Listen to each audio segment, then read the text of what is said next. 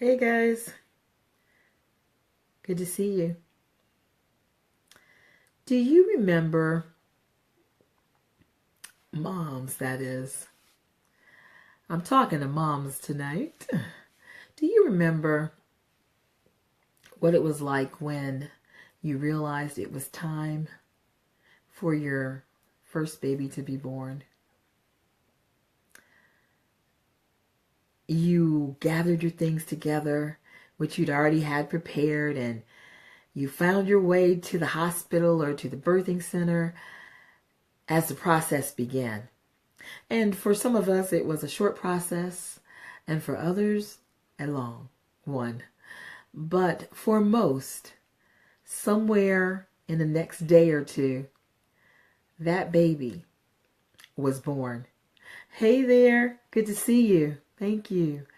Um, the baby was born, and someone brought that baby to you and put that baby in your arms.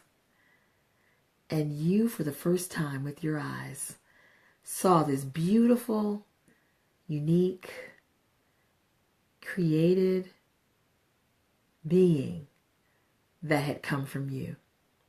That was a pretty awestruck moment. I know it was for me because the next thing I thought was, oh my God, I don't know what to do. These people are trusting me with this new baby like, I have like wisdom and knowledge, and I've never done this before. But the nurses were gracious. They came alongside and, helped me figure it all out. But that baby needed help with everything. Needed help with feeding, needed help with changing their diapers, needed help with holding their head up. I mean, we were fully responsible for this little baby. And so, a couple of days in the hospital is starting to feel a little more confident. And then the doctor comes in and says, okay, it's time to go home. And I'm thinking to myself, go home? Do they know that we don't know what to do? But home we go. And they help you get the baby in the car seat, and you're in the car, and now it's just you and your husband and the baby, and you got to figure it out. And that's a pretty scary feeling. And you're just hoping and praying that someone is going to come alongside. You start calling people and asking your mom for tips and your girlfriends. And, you know that you might not have experience, but you got to figure out a way to make sure that this baby is okay. I want you to remember how that felt. That sense of urgency and responsibility. That sense of hope, even though you didn't know what to do, that somehow you were going to get some help. That is how I want you to begin to respond when your child is struggling with their academics. That is how I want you to really understand how much your child needs you.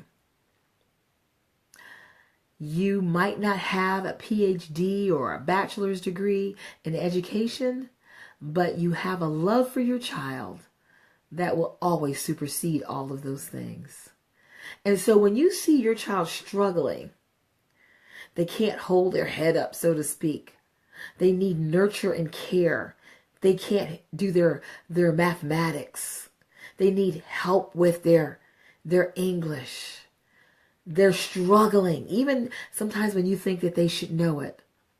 I want you to go back and remember the passion, the heart, the drive that you had when they were just a little baby in your arms.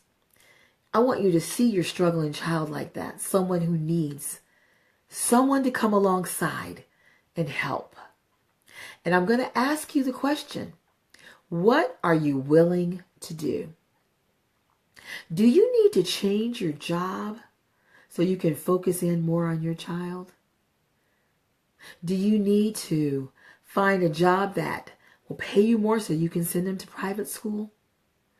Do you need to get a tutor? How about this? Could you homeschool your child?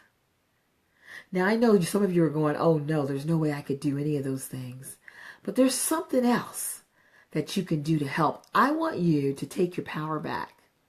I want you to know that you can make a difference for your child. The moment you realize that you have that power, you will start looking in your environment in a different way because you'll be looking for the answer for your child. Remember, they need you. What are you willing to do? When we were raising our children, we made some decisions. We decided, like, for example, that we were going to live in a smaller house. We lived in a townhouse for over 30 years. It wasn't because we couldn't have done something different. It was because we decided that raising our children would be the focus. I remember there was a season when we only had one car. Yeah, one car. And we made it work because we didn't want the extra expense of another car note. I can remember making Christmas gifts instead of buying them. And family members saying, man, what is this? I want a bought gift. But because we had a goal in mind, we were able to make choices about things that in our minds were not as important as our children.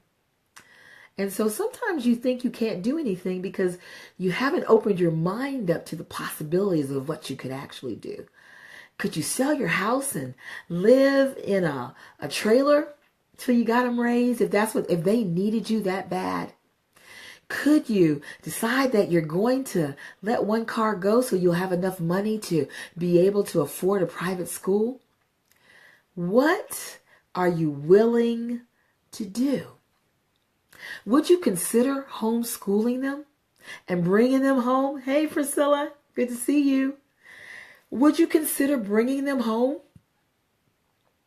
and spending time and finding out what the challenges are, what's going on with them, bringing some people alongside of you, tutors and people who have gifts and strategies and coaching that could help you with that child at home? Oh, if I could tell you guys the power of homeschool. It's a scary thing for a lot of people, but the potential for your child to become who God has created them to be is great. That might not be the solution for you, but there is a solution.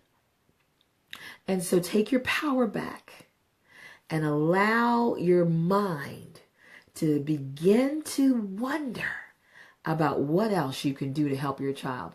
They're in 6th grade and they don't know their multiplication facts. It's not okay. What can you do about it? They're struggling with their reading and they're in 9th grade. That's not okay. What can you do about it? So I encourage you, ask yourself the question, what am I willing to do? This is not about payback or them saying thank you. They may never fully understand the sacrifice that you have made, but God does.